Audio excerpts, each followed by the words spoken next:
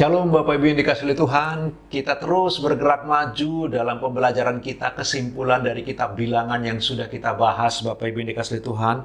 Waktu kita membaca kitab Bilangan, kita melihat bagaimana Allah yang terus setia menuntun umat ini walaupun umat Israel ini memberontak kepada Dia, melakukan pelanggaran-pelanggaran yang serius sampai kepada penyembahan berhala.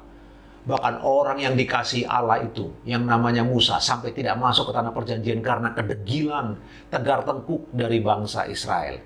Namun kita mesti tetap bisa belajar dari kitab Bilangan Bapak Ibu. Apa kesimpulan selanjutnya? Perhatikanlah, kitab Bilangan menceritakan bagaimana Allah yang maha besar menuntun umatnya walau umatnya pemberontak.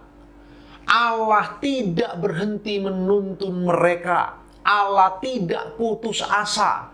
Allah terus berjuang. Allah terus dengan semua kekuatan kuasanya menuntun umat ini untuk sampai ke tanah perjanjian, tanah yang telah Dia janjikan kepada nenek moyang mereka. Yang kita mau pelajari begini Bapak Ibu. Sekalipun Allah menuntun mereka, ternyata Bapak Ibu, kitab Bilangan memberitahu kita bahwa tuntunan Allah dalam hidup kita tidak berarti tidak ada kesulitan.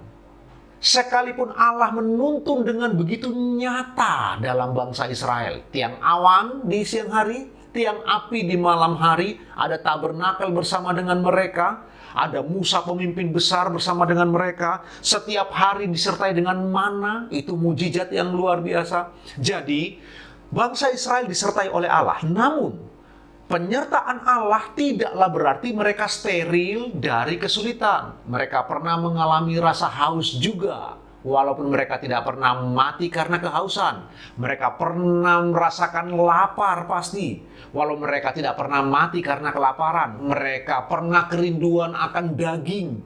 Maksud saya Bapak Ibu, sekalipun Allah menyertai, tidaklah berarti kemudian orang Israel tidak akan mengalami kesulitan-kesulitan. Masih ada kesulitan-kesulitan. Bahkan, sekalipun Allah menyertai, tidak berarti bahwa Allah tidak akan mendisiplin umatnya. Pembelajaran untuk Bapak Ibu dan saya. Bapak Ibu, kita tahu bersama-sama, Tuhan Yesus menyertai kita. Dia adalah Allah Immanuel, Allah yang menyertai kita. Allah tidak pernah meninggalkan kita. Apakah kita menyadari kebenaran ini atau tidak? Waktu kita percaya menerima Yesus sebagai Tuhan dan Juru Selamat pribadi, Allah berjanji, Dia Allah Immanuel, menyertai Bapak Ibu dan saya. Tetapi, walaupun Allah menyertai kita, tidaklah berarti bahwa kemudian kita tidak akan mengalami kesulitan dan pergumulan hidup.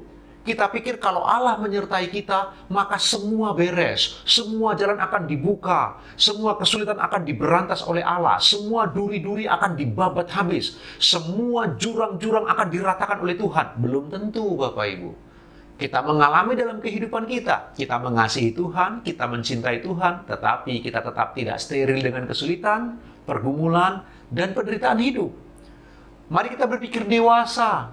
Jadilah orang-orang yang bertumbuh dalam kedewasaan rohani yang sehat. Jangan kekanak-kanakan.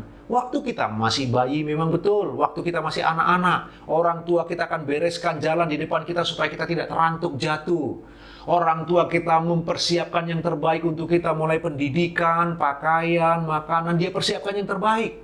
Tetapi begitu kita bertumbuh dewasa, kita harus belajar mempersiapkan baju seragam sendiri. Kita mulai harus belajar memakai sepatu sendiri. Bahkan nanti kita harus belajar bagaimana bekerja sendiri, mencari uang sendiri, mencari kehidupan sendiri.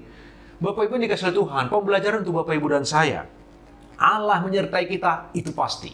Tetapi bukan berarti kemudian kita tidak mengalami kesulitan atau berbagai pergolakan hidup. Dunia tempat kita hidup, dunia yang telah jatuh ke dalam dosa. Jadi, bisa saja kita mengalami kesulitan-kesulitan walaupun kita disertai Allah. Bahkan, walaupun Allah mati untuk kita, tidak berarti kemudian cinta kasih-Nya tidak akan mendisiplin kita kalau kita berdosa. Dia bisa saja mendisiplin kita, mencambuk kita, menghajar kita, supaya kita kembali kepada Dia. Dia Allah yang selalu setia. Namun Allah yang setia itu akan mendisiplin kita juga jika kita melakukan pelanggaran di hadapannya. Dan biarkanlah Dia mendisiplin kita. Itu baik untuk kita. Dan pada akhirnya kita akan bersyukur untuk disiplin yang datang dari Allah. renungan kebenaran firman Tuhan sepanjang hari ini Bapak Ibu.